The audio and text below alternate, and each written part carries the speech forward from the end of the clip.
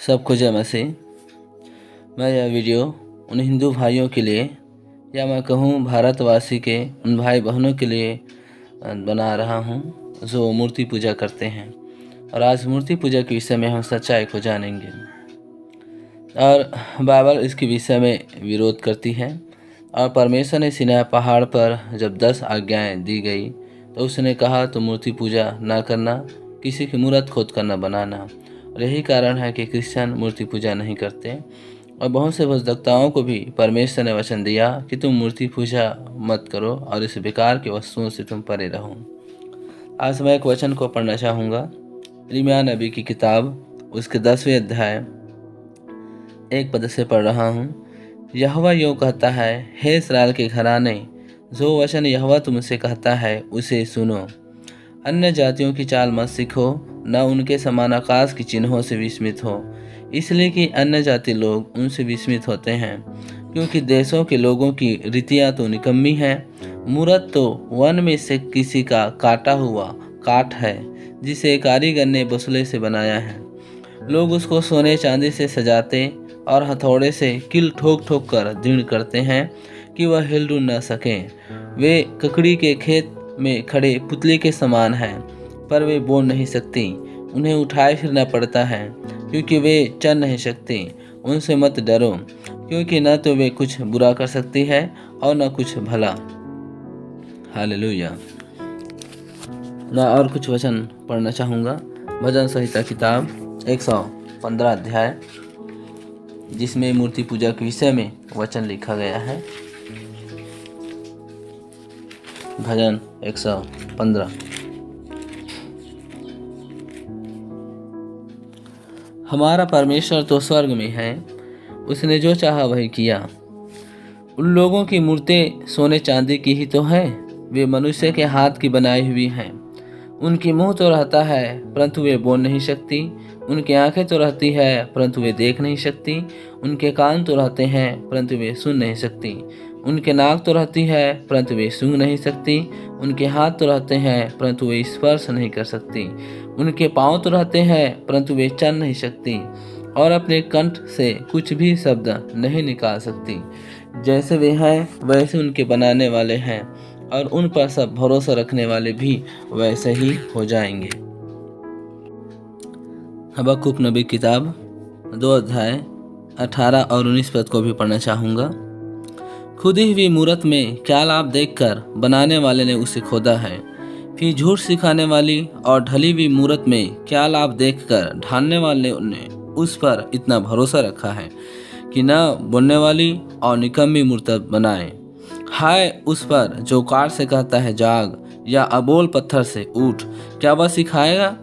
देखो, वह सोने चांदी से मढ़ा हुआ है, परंतु उसमें आत्मा नहीं। मेरे प्रिय भाई बहन,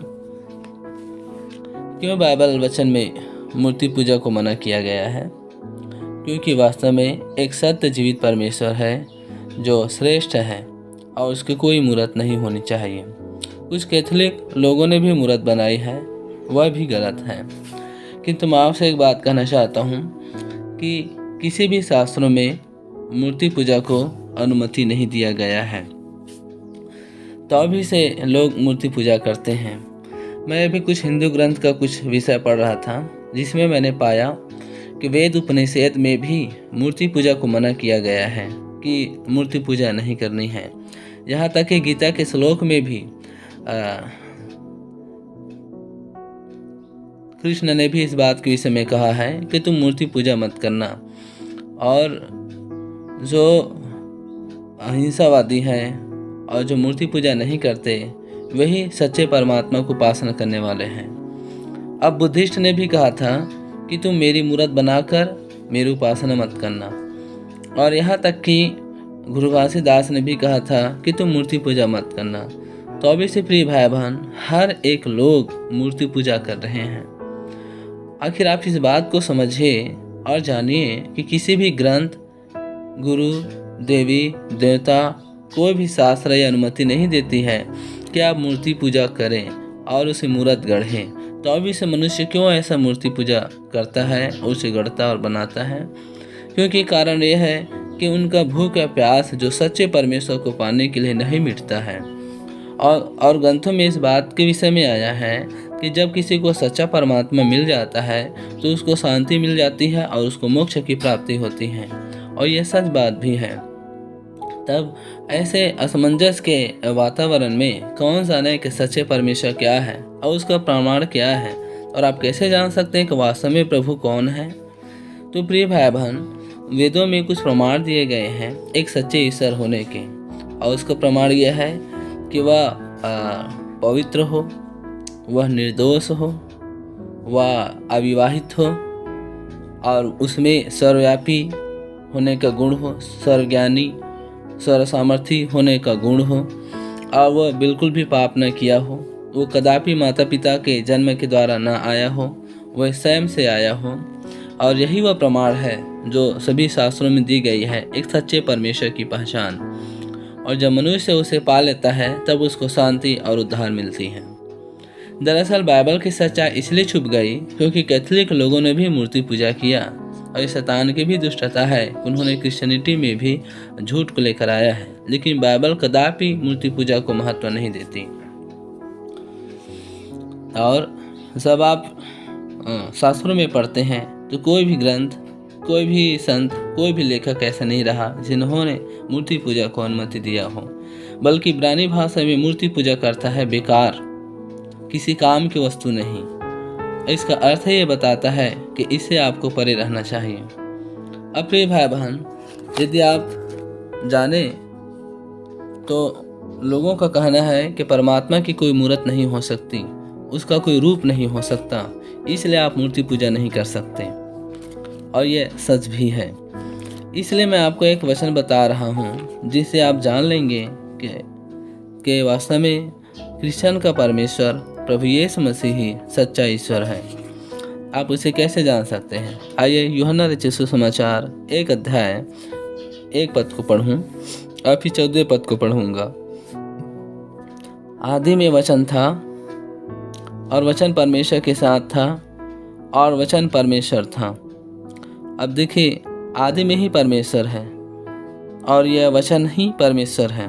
और 14वां पद में, और वचन देहधारी हुआ, अर्थात परमेश्वर देहधारी हुआ और अनुग्रह सच्चाई से परिपूर्ण होकर हमारे बीच में डेरा किया, और हमने उसकी ऐसी महिमा देखी जैसे पिता के इकलौते की महिमा। और ये कौन है जो हमारे बीच में डेरा किया? यह प्रभु यीशु मसीह है, अर्थात यही वचन, यही परमेश्वर जो आदि में था वह हमारे बीच में डेरा किया।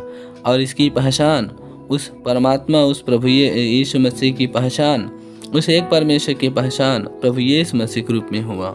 इसलिए 17वें पद में आया है, इसलिए कि व्यवस्था तो मूसा के द्वारा दी गई, परंतु अनुग्रह सच्चाई यीशु मसीह के द्वारा पहुंची। परमेश्वर को किसी ने कभी नहीं देखा, एकलौता पुत्र जो पिता की गोद में है उसने उसे प्रकट किया है।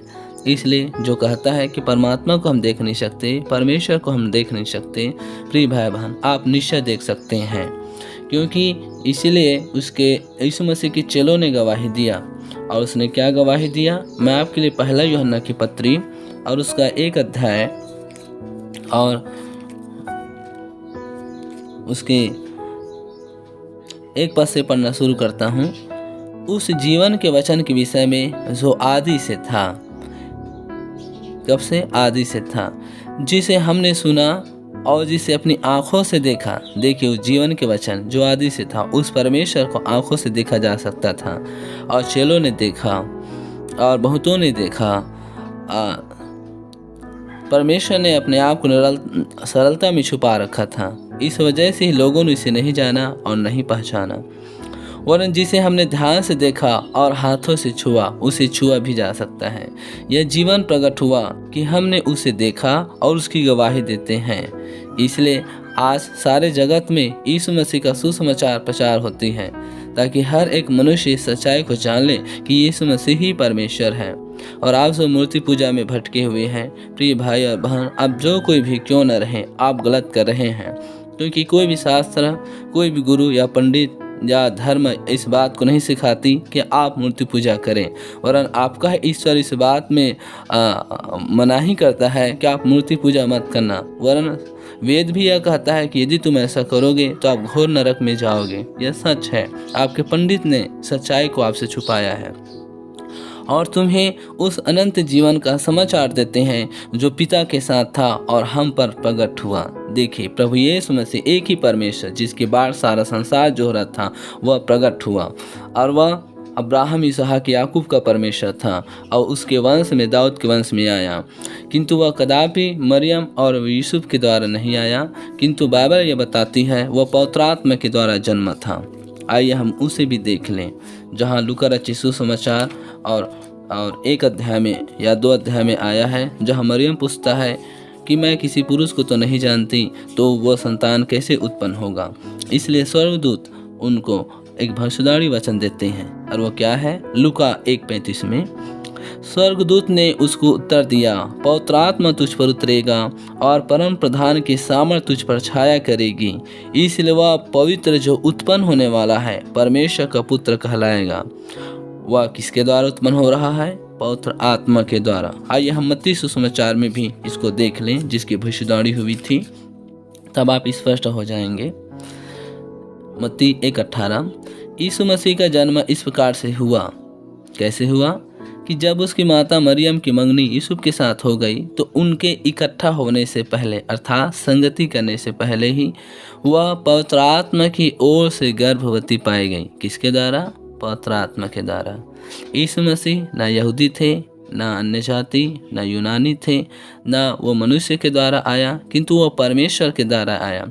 उसने स्वयं की सृष्टि करी और पवित्र आत्मा के द्वारा वह मरियम के गर्भ में आया। अब वह जन्मा ताकि वह व्यवस्था में पाए जाने वालों को मोल ले सके और उसे अनुग्रह में ला सके, और जो पाप में बड़े संसार है उसको वह छुड़ा सके, और वह सारे पापियों के लिए उद्धारकर्ता बनकर क्रूस में जान दिया, और वह मरा, गाड़े गए, और तीसरे दिन वह मरे हुए में से वो जी उठा था, और आज भी वह जीवित है और अपना आत्मा लोगों में भेजता है ताकि उसे वह पवित्र बनाए, और अपने लहू के द्वारा वह उसे पवित्र बनाता है। इसलिए 21 पद में लिखा है, वह पुत्र जनेगी और तू उसका नाम यीशु रखना, क्योंकि वह अपने लोगों का उनके पापों से उद्धार करेगा। प्रिय भाई बहन, आप जो कोई भी हो जो इस संदेश को सुनते हैं, इस बात को समझिए कि पापों का उद्धार केवल यीशु मसीह के द्वारा है। पापों की क्षमा केवल प्रभु यीशु मसीह के द्वारा है। इसलिए प्रेरित 4:12 में भी उसने एक वचन कहा, जहाँ ऐसा लिखा है, किसी दूसरे के द्वारा उद्धार नहीं, क्योंकि स्वर्ग के नीचे मनुष्यों में और कोई दूसरा नाम नहीं दिया गया जिसके द्वारा हम उद्धार पा सके। प्रिय भाई बहन, आप सैकड़ों सालों तक मूर्ति पूजा क्यों न करते रहें, तो अभी से आप संतुष्ट नहीं हो सकते जब तक कि आपका बनाने वाला आपको न मिल जाए और आपको सच्ची शांति न मिले। और सभी जानते हैं कि मूर्ति पूजा करना गलत है, तो अभी से वो ऐसा इसलिए करते हैं क्योंकि उसके अंदर किसी सच्चे परमेश्वर को वो खोज रहा है, और उसे नहीं पाने की वजह से वह अशांति में जीवन बिताता है। किंतु जब आपको प्रभु यीशु में से मिल जाता है और सच्ची शांति मिल जाती है, तब आप संतुष्ट हो जाते हैं, और यही है वह सच्चाई जिसे आपको जाननी चाहिए।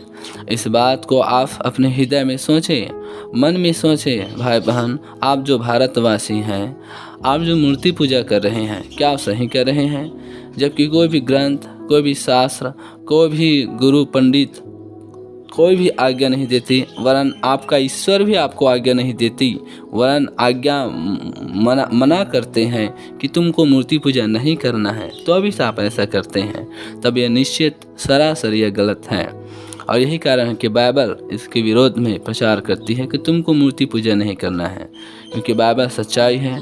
वह सच्चा परमेश्वर जो स्वर्ग में विराजमान है, वही प्रभु यीशु मसीह बनकर इस पृथ्वी पर आया और पवित्र आत्मा के द्वारा जन्मा और क्रूस पर हमारे पापों को लेकर जान दिया और मर कर जी उठा, और आज भी वह जीवित है। और उसने वादे किया, देखो उस जगत के अंत तक सदा तुम्हारे संग हूँ, और जो कोई उसके नाम पर विश्वास करता है, प्रभु उसे पापों की क्षमा देता है। और सारे वचन इसलिए हैं ताकि वह आपको अनंत जीवन दे और आप सच्चाई को जान लें। इसलिए खुदावन प्रभु यीशु आपको आशीष दे और आपकी आत्मिक आंखें को खोले कि आप उन मूर्तियों से जो बेकार है, जो व्यर्थ उपासना है, उनसे आप बाहर आ जाएं। याद रखिए, यह आपको कोई भला नहीं कर सकती।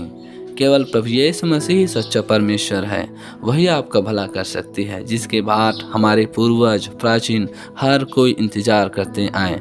किंतु जब सच्चाई आता है तो आपको इसे जाननी चाहिए और इसे स्वीकार कर लेना चाहिए। हिंदू भाई बहन, आप इस विषय में सोचिए। आपको सच्चा ईश्वर की पहचान मिल गई है, वह यीशु मसीह के रूप में मिला है। और यदि आपको जानना है तो आप उसके विषय में ढूंढ करें और बाइबल में खोज करें कि वो आज से 2000 साल पहले वाला ईश्वर नहीं है, परंतु उसका वचन बताती है वो आदि से पहले था, आदि में परमेश्वर था, वह प्रभु यीशु मसीह था जो जन्मा और वह आपके लिए जान दिया और जी उठा ताकि वह आपको उद्धार करे, आपको मृत्यु से बचाए, आपको नरक के दंड से बचाए और आपको क्षमा दे और आपको आशीष दे और आपका उद्धार हो। जय मसीह। God bless you. खुदा आपको आशीष दे। आमीन।